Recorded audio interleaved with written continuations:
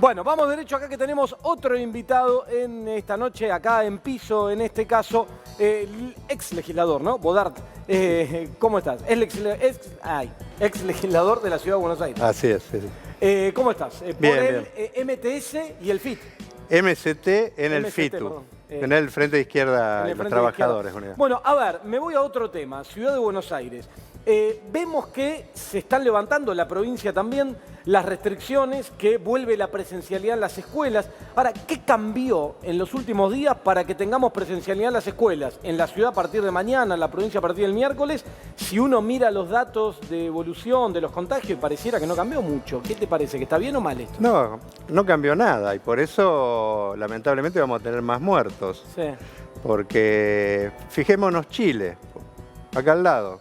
Incluso con un nivel de vacunación superior, pero de una dosis, Sí. parecido acá, abrieron y ahora están cerrando todo de nuevo porque volvió a crecer. Acá vamos a tener 3, 4, 5 olas si seguimos así, porque, y está ligado un poco a lo que estaban discutiendo recién con Samir, está ligado al lobby empresario para que la gente trabaje Sí.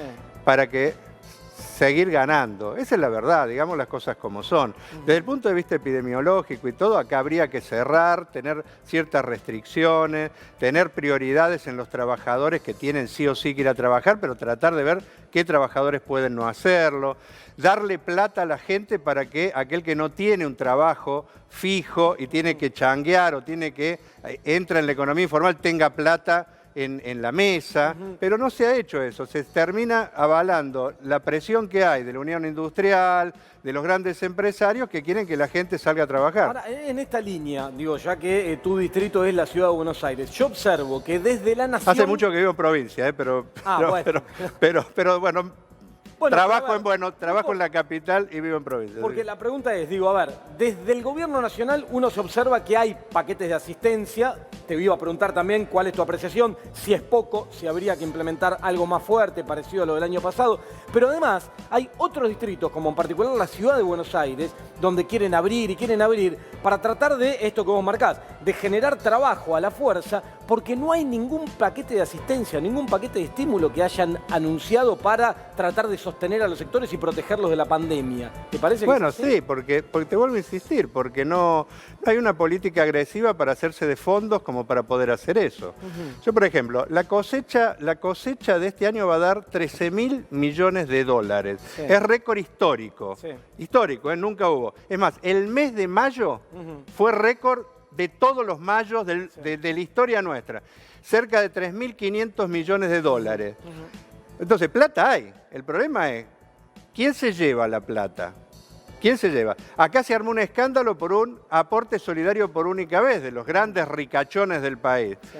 Bueno, entonces plata hay, los bancos no pagan impuestos. El problema es de decisión política y a qué interés vos defendés. Nosotros, desde el Frente de Izquierda Unidad, por ejemplo, decimos y hemos presentado en el Parlamento una ley para que ese aporte solidario se transformara en un impuesto durante toda la pandemia como mínimo. Después tendríamos que discutir si no sigue, porque hay 45% de pobreza en el país. Entonces, ¿qué se les va a sacar extraordinario a los ojeros que se llenan los bolsillos este año con ese nivel? 13.000, 14.000 millones. O sea, no se puede poner un impuesto extraordinario para hacernos de fondo. A ver, si en algún momento se deslizó la idea de poder subir un poquito las retenciones porque el precio internacional está subiendo, apenas se deslizó la idea, pareció un despelote del otro lado que separaba todo lo que desabastece. Acá tuvimos Vicentín también, unos estafadores tremendos, hicieron un par de marchas apoyados por la oposición y se retrocedió y se dejó hagan lo que quieran. El problema es si vas a ir a fondo a defender a los trabajadores, los sectores populares, o ante el primer amague que te hacen los grandes grupos económicos, arrugás y retrocedes en chancleta, que es lo que hace el gobierno, lamentablemente.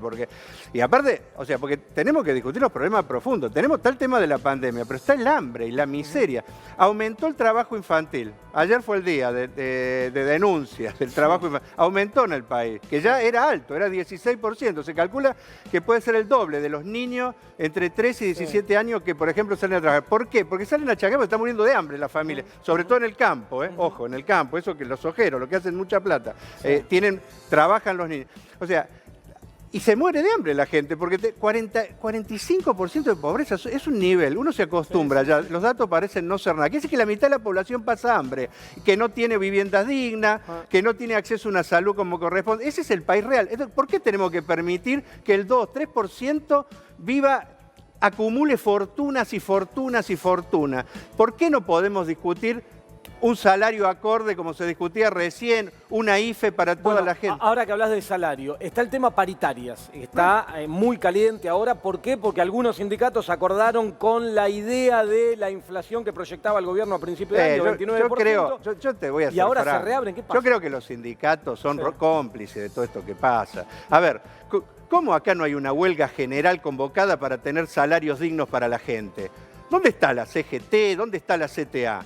Lamentablemente, o sea, ya los dirigentes sindicales de este país no viven como el trabajador, no llegan galgueando al 20 del mes y los otros 10 días mangueando. Son ricos los dirigentes, lamentablemente, porque negocian todo con los gobiernos y con las patronales. Es más, cuando surgen un activismo combativo son los que lo van a marcar para ver si lo rajan. Tenemos un problema en la Argentina los trabajadores, porque no se puede explicar cómo no tenemos salario de 100.000 pesos, como hablaban recién, cómo no tenemos en blanco a toda la gente que está en negro, cómo no tenemos a los contratados en las plantas permanentes, cómo no terminamos con la flexibilización, con el trabajo infantil. Nada de eso se puede explicar solo por los patrones. Es porque hay un dirigente sindical que no hace lo que tiene que hacer. ¿Cuánto hace a ver, recordame cuándo hubo la última huelga general. ¿Qué? ¿No hay por qué luchar en este país? Los colectiveros tuvieron que desbordar a la conducción de la UTA para salir a la calle a pedir salario y vacuna, porque los mandaban al muere. Y te hablo con el corazón, porque tengo un primo que está muy grave y es colectivero. Es colectivero acá en la provincia de Buenos Aires. O sea, esos son los problemas que tiene la gente. La gente se está muriendo de hambre, se lo obliga a salir a trabajar, se contagia, se muere para garantizarle la ganancia a un patrón. Y acá vinimos discutiendo si la escuela sí, escuela no. O sea, un papelón lo de Kicillof, por ejemplo. Se la pasaron correctamente diciendo que hasta que se corte esto no había que volver a la clase, y ahora el tipo, porque le dio alguna encuestita que un sector de la clase media le dice que ay, qué mal, y se le estaba disparando un poquito la reta y entonces va. No se piensa en la gente, se mira el cálculo. Por supuesto, si tenés todos los canales, los canales, la televisión hablando de las clases te afecta, pero hay que tener lo que hay que tener pelotas en este país para tocar intereses. A ver, ¿cómo puede ser que 6 cerealeras marquen, por ejemplo, los precios de los alimentos en el país, entonces te pongan precios que son internacionales? O sea, el país este está hecho para que los grandes empresarios, los grandes grupos económicos se enriquezcan. Y esos tipos le untan el bolsillo a la dirigencia sindical para que no haga lo que tiene que hacer. Y Alejandro, para cerrar, otro tema me interesa desde la visión de ustedes, lo que está pasando con el Club de París, el Fondo Monetario Internacional y la atención que se le pone a eso. ¿Ustedes creen que ahí qué hay que hacer? ¿Hay que directamente...?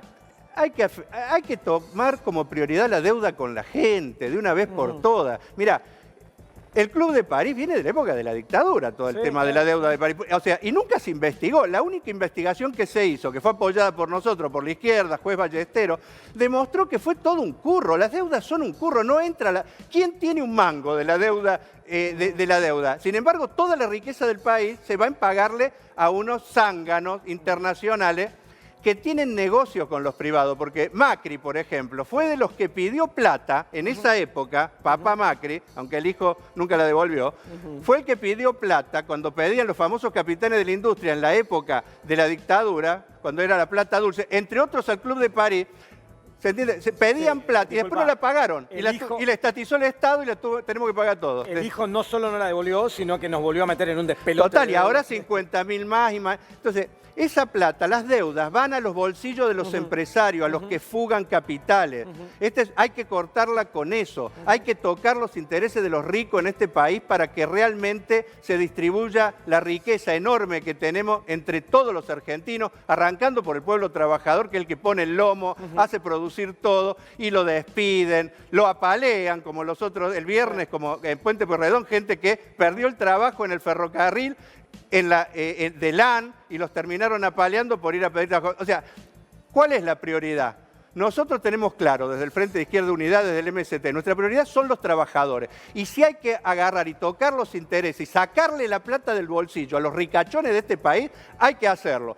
Y vamos a apoyar a los sindicatos combativos y a las comisiones internas que se están rebelando contra la conducción de la CGT y CTA, porque hace falta dirigentes que se pongan a la cabeza para que realmente la clase obrera y el pueblo pobre salga a luchar hasta conseguir los objetivos, viejo, porque acá vamos a Colombia, vamos a Chile, este país va a explotar porque no se aguanta más, no se aguanta más. Muchas gracias, Alejandro, por haber venido acá esta noche y haber tenido esta conversación. Gracias.